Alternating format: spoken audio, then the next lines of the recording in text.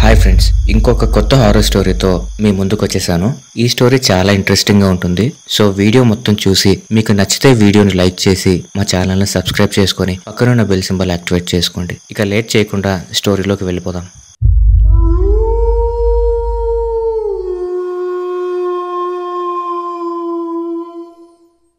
ఈ స్టోరీని మన ఇన్స్టాగ్రామ్ ఫాలోవర్ ఒక అతను నాతో షేర్ చేసుకున్నాడు. పేరైతే బయట పెట్టకని చెప్పాడు. ఎందుకో మరి నాకు కూడా తెలియదు. అండ్ ఇదొక రియల్ ఇన్సిడెంట్. ఈ భయంకరమైన సంఘటన 1999లో జరిగింది. తూర్పుగోదావరి జిల్లా ఆత్రేయపురం మండలం బొబ్బర్లంక గ్రామం. అప్పుడు మన ఫాలోవర్కి ఒక 10 ఏళ్ళు ఉంటాయి. అతని ఇంటి దగ్గరలోనే ఓ కుటుంబం నివసించేది. ఎంతో కాలంగా కలిసి ఉంటున్నారు ఆ దంపతులు. ఎవరికన్నా పడిందో ఏమో. ఒకరోజు వాళ్ళ ఆయన వినాయక నిమజ్జనం నాడు ఫుల్లుగా తాగేసి ఇంటికొచ్చి తన భార్యని కత్తి పట్టుకుని రా అన్నాడు. ఆమెకు భయం వేసి నిమజ్జనం ఊరేగింపులో ఎవరితోనైనా గొడవ పెట్టుకున్నావా అని అడిగింది. కానీ అతను మౌనంగా ఉన్నాడు. కోపంతో పళ్ళు పట్టా పట్టా కొరుకుతూ ఈరోజు ఖచ్చితంగా ఒక శవం లేస్తుంది, నువ్వు కత్తి తెచ్చి ఇవ్వు అని గదమాయిస్తూ మంచాన్ని విసిరిగొట్టాడు. ఏంటి మామ, నువ్వేనా ఇది? ఉన్నట్టుండి ఏమైంది నీకు? ఇలా మారిపోయావు? గాలిగాని సోకిందా? దారిలో ఎక్కడైనా నిమ్మకాయల్ని తొక్కుంటావు, అందుకే ఏదేదో మాట్లాడుతున్నావు. నిన్ను ఇలా చూస్తుంటే భయం వేస్తోంది. నాతోరా. పెద్ద పూజారి దగ్గరికి వెళ్ళి తాడు కట్టించుకొని వద్దామని అతని చెయ్యి పట్టుకుని లాగి తీసుకెళ్ళడానికి ప్రయత్నించింది. కానీ అతను రాలేదు. మెత్తగా నూరిన కత్తి కళ్ళెదురు గోడకి వేలాడుతూ ఊరిస్తూ ఉంది. దాన్ని అతను తీసుకోవడానికి వెళ్తూ ఉంటే అతని భార్య అడ్డుపడుతోంది. దాంతో మాట పెరిగి వారి మధ్య గొడవ రాసుకుంది. ఇక ఒక ఉన్మాదిలా మారిపోయాడు ఆ వ్యక్తి. తాగిన మైకంలో ఆమె తలను గోడకేసి ఇష్టానుసారంగా కొడుతూ అదే కత్తితో విచక్షణ రహితంగా పొడిచి కిరోసిన్ పోసి నిప్పంటించి పారిపోయాడు. ఊరేగింపు సందడిలో ఉన్న జనం తగలబడిపోతున్న ఆమె కేకలని ఆలస్యంగా విన్నారు. పరుగున వచ్చి ఆ మంటలు ఆర్పి కొన ఊపిరితో ఉన్న ఆవిడని ఆసుపత్రికి తీసుకువెళ్ళేటప్పటికీ ఆలస్యమైపోయింది. ఆమె కిడ్నీలు ఉడికిపోయాయి. నోరంతా నల్లగా మాడిపోయింది. జుట్టు మంటలకు ఆహుతయ్యి కాలిపోయిన చర్మం నుండి రక్తం ఆగకుండా కారుతూ ఉంది. 2 రోజులు ఆ గాయాలతో నరకయాతన అనుభవించి చివరికి చనిపోయింది.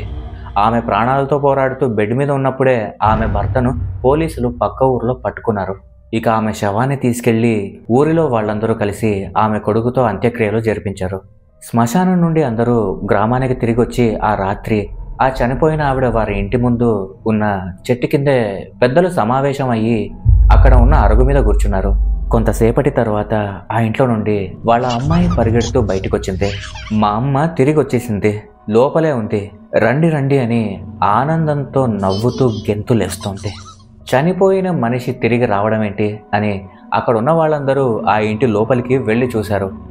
లోపల దీపం ముట్టించి దండ వేసున్న వాళ్ళ అమ్మ ఫోటో చుట్టూ చీకటి ఉన్నా కూడా చాలా ప్రకాశవంతంగా కనబడుతుంది. నవ్వుతూ ఉన్న ఆమె మొహాన్ని చూడగానే ఏదో తెలియని గుబులు రేగింది అందరిలో. ఇక దీపం కొండెక్కకూడదు. 2 రోజుల నుండి ఏడ్చి ఇంకా మీ అమ్మ జ్ఞాపకాలతోనే ఉందిరా పిచ్చిది, దాన్ని నువ్వే జాగ్రత్తగా చూసుకోవాలిరా అని ఆ పెద్దలు ఆ చనిపోయిన ఆమె కొడుక్కి చెప్పారు. చిన్నకర్మ అయిపోగానే ఆ రాత్రే వచ్చిన బంధువులు కూడా తలొక దిక్కుకు వెళ్ళిపోయారు. ఇప్పుడు ఇంట్లో వాళ్ళ అమ్మాయి అబ్బాయి మాత్రమే ఉన్నారు. సరిగ్గా 1 వారం రోజుల తర్వాత ఓ నడి రాత్రి ఊరంతా మత్తుగా నిద్రపోతూ ఉంది. వీధులన్నీ నిశ్శబ్ద ఛాయలతో బావురుమంటున్నాయి. కుక్కలు దేన్నో చూసి భయంతో ఆపకుండా మురుగుతూనే ఉన్నాయి. ఇళ్ల మీద నక్కిన పిల్లులు కేకలెడుతున్నాయి. ఎప్పుడూ ఆకాశాన్ని అతుక్కుని ఉండే చందమామ ఆ రోజు మాత్రం మేఘాల చాటున దాక్కున్నాడు. ఎవరివో బాధాకరమైన మూలుగులు ఉన్నట్టుండి వినపడ్డం మొదలయ్యాయి. కానీ ఆ ఊరిలో ఏ ఒక్కరూ కళ్ళు తెరవట్లేదు. అప్పటి వరకు కదలని తలుపులు ధనాధనని కొట్టుకుంటూ ఉన్నాయి. వాళ్ళ కూతుర్ని ఎవరో పేరు పెట్టి పిలుస్తూ, నేనే మీ అమ్మనొచ్చానే, వచ్చి తలుపు తీయి అని సన్నని స్వరం వినపడనట్టుగా ద్వారం బయట పెనుగులాడుతోంది. గోడకు వేలాడే వాళ్ళ అమ్మ ఫోటో ఆ క్షణాన విపరీతంగా కంపించడం మొదలుపెట్టింది. తలుపుల మూత ఆగలేదు. అవి కొట్టుకుంటూనే ఉన్నాయి. ఆ తలుపుని తెరిచే ధైర్యం లేక ఆ ఇద్దరు ఆ రాత్రి భయపడుతూనే గడిపేశారు. ఆ మరుసటి రోజు నుండి ఆ ఇల్లు మూతపడింది. 3 రోజుల తర్వాత చనిపోయిన ఆవిడ భర్త ఉన్నాడు కదా, వాడి తమ్ముడి కుటుంబం ఆరు బయట పడుకున్నప్పుడు అర్ధరాత్రి వాళ్ళ 5 ఏళ్ల బాబు సడన్గా కనిపించలేదు. ఆ బాబు తండ్రికి ఒక్కసారిగా గుండె బద్దలైంది. అందరినీ లేపుతూ ఆ రాత్రి ఊరు మొత్తం ఆ బాబుని వెతకడానికి వెళ్ళారు. అయినా ఆ బాబు ఎక్కడా కనిపించలేదు. కానీ చాలాసేపు ప్రతి చోటును వెతుక్కుంటూ వెళ్ళిన చివరికి ఆ ఊరి శ్మశానంలో వాళ్ళ వదినని ఖననం చేసిన చోట ఆ బాబు పడుకుని ఉన్నాడు. వీధి కూడా సరిగ్గా దాటడం తెలియని ఆ బాబు శ్మశానం వరకు ఎలా వెళ్ళగలిగాడో వాళ్ళకే అర్థం కాలేదు. ఆ బాబుని ఇంటికి తీసుకుని వచ్చి ఆ శ్మశానానికి ఎవరు తీసుకెళ్లారని వాళ్ళ నాన్న ఆ బాబుని అడగ్గా, పెద్దమ్మే నన్ను తీసుకెళ్ళింది నాన్న అని చెప్పాడు. అది విని అక్కడున్న వారంతా వణికిపోయారు. ఆ మరుసటి రోజు రాత్రి ఈ స్టోరీ చెప్పిన మన ఫాలోవర్ అన్నాను కదా, అతను తన ఇంటికి వెళ్తూ ఉండగా దారిలో ఒక పాడుబడిన ఇంటి ముందు ఒక వాటర్ ట్యాంక్ ఉంటుంది. ఆ వాటర్ ట్యాంక్ పక్కనే ఒక మర్రి చెట్టు మీద పొగ ఆకారంలో ఉన్న ఒక ఆడమనిషి తిరగడం చూశాడు. వెంటనే వేగంగా తన ఇంటికి వెళ్ళిపోయి ఇంకెప్పుడూ ఆ దారిలో వెళ్ళలేదని చెప్పాడు. తర్వాత ఆ చనిపోయిన ఆవిడ, వాళ్ళ పిల్లలు, మిగతా బంధువులు ఆ ఊరిని ఖాళీ చేసేసి ఎక్కడికో వెళ్ళిపోయారు. ఇప్పటికీ ఆ దారిలో వెళ్లే వాళ్లకు ఎవరో కాలిపోతూ అండ్ పొగతో నిండిపోయి ఆర్తనాదాలు పెడుతున్నట్టు ఒక ఆకారం కనిపిస్తూ ఉంటుంది అని అక్కడ చెప్తూ ఉంటారు. ఇందులో మనం ఎవరం గ్రహించలేని ఒక నీతి ఉంది. కోపం, అలాగే తాగడం. ఆ అలవాట్ల వల్లే ఆ భర్త తన భార్యని చంపుకున్నాడు, తన బిడ్డలని అనాథలను చేశాడు.